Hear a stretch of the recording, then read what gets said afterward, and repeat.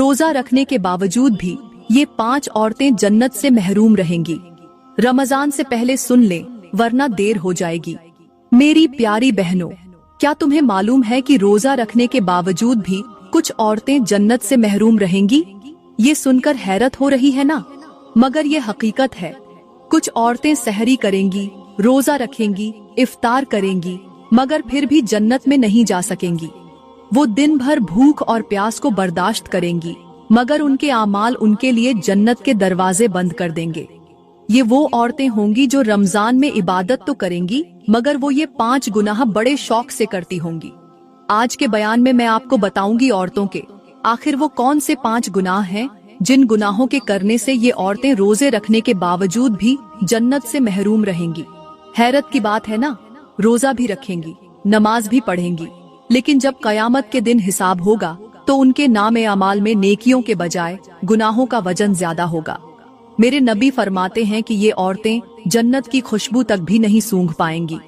जन्नत में जाना तो दूर की बात, सोचो वो कैसी बदनसीब औरतें होंगी जिनके लिए रमजान भी बख्शिश का जरिया न बन सका, जो अपने ही आमाल की कैदी बनकर रह गईं, जो दिन भर भूखी रहीं मगर फिर भी रहमत से महरूम हो गईं। ऐसा क्यों होगा? इसलिए कि ये औरतें कुछ ऐसे गुनाह करती हैं जो उनकी नेकियों को जलाकर राख कर देते हैं।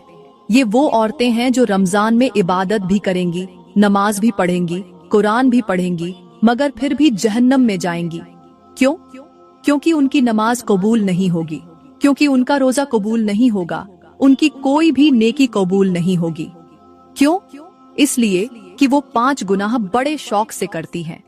मैं तुम्हें बताना चाहती हूँ कि आखिर वो कौन से गुनाह हैं जो तुम्हारी नमाज, तुम्हारी दुआएं और तुम्हारे रोजे सब जाया कर देते हैं, और वो कौन सी औरतें हैं जो रोजा रखने के बावजूद भी जन्नत से महरूम रहेंगी। नंबर 1, बद अखलाका औरत।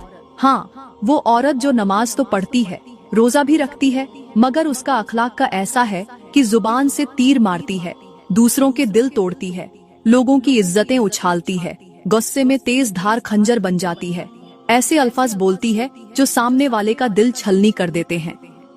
मेरी प्यारी बहनों, एक शख्स मेरे नबी की खिदमत में हाजिर हुआ और कहने लगा, ऐ अल्लाह के नबी, मेरे मोहल्ले में एक औरत रहती है, वो नमाज भी पढ़ती है, रोजे भी रखती है, सदका भी देती है, मगर उसका अखलाका अच्छा नहीं, उसका रवैया दूसरों के साथ बुरा है, वो हर वक्त औरतों को